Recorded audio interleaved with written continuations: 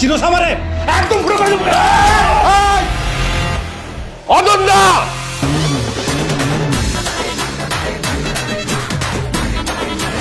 মা, এক একজনের দিকে যেভাবে তাকিয়ে আছো, মনে হচ্ছে যে আমি এখান থেকে সরে গেলেই নিজেদের মধ্যে তৃতীয় বিশ্বযুদ্ধ শুরু হয়ে যাবে। তোমাদেরকে আমি গ্রামে কেন ডেকে এনেছি তোমরা কি জানো? না ভাইজান। না ভাইজান। সম্পত্তির ভাগ বাটোয়ারা করার জন্য। আলহামদুলিল্লাহ। 30 বছর আগে আমাদের আব্বা যখন মারা যান, এই পুরো সম্পত্তি আমার নামে লিখে দিয়ে যান।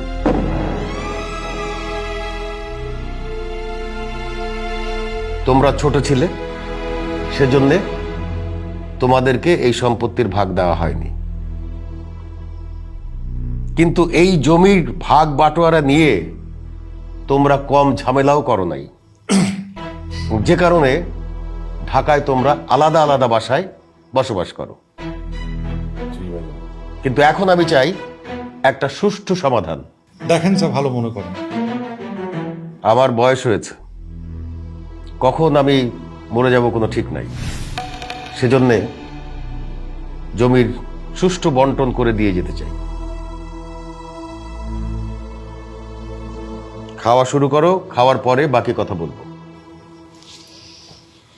এই দাঁড়া, এই চেক কর।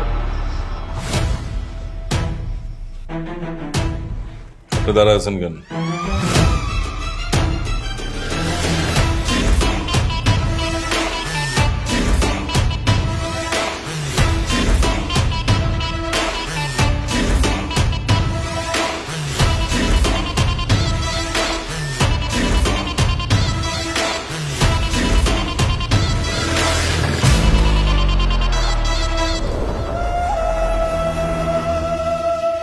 ওকে, হ্যাঁ এবার সবাই খাও।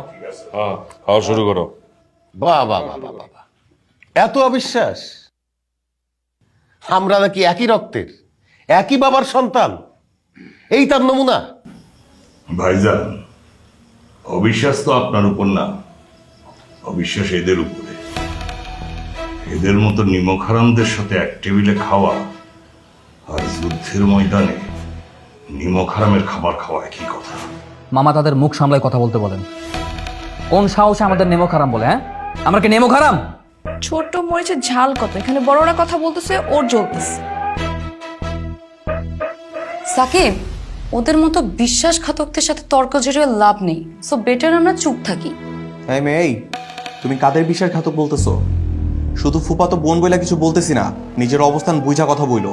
এর আসুন থাম, ওদের আবার অবস্থা এক একটা তো নেড়ি কুত্তার মতো। এই কি করলে তুমি? আমনেরি কুত্তা, চিনোস আমারে একদম পুরো করে দেবো।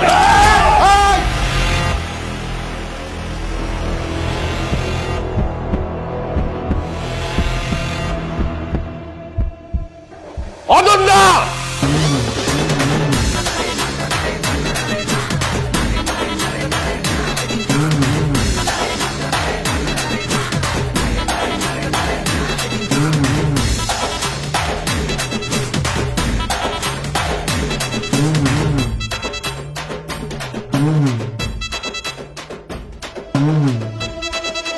নে ঝগড়া কর। কি হইলো? অস্ত্র নামালি কেন?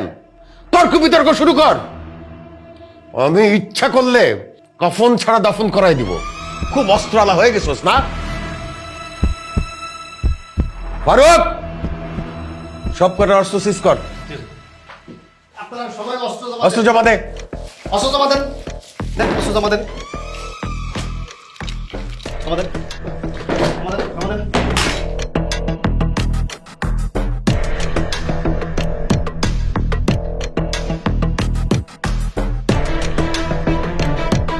দিয়ে দে।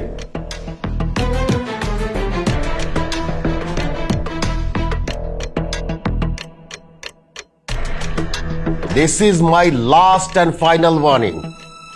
এরপরে আমি যদি তোমাদেরকে এইভাবে লড়াই করতে দেখি, সেই দিন তোমাদের শেষ দিন হবে। যে কোনো রকম ঝামেলা করবে তার কপালে খুবই খারাপই আছে, এবং এই জমির একটা ছটাকও সে পাবে না। কথাগুলি যেন মনে থাকে। জি ভাইজান। জি ভাইজান। এবার খাওয়া শুরু করো।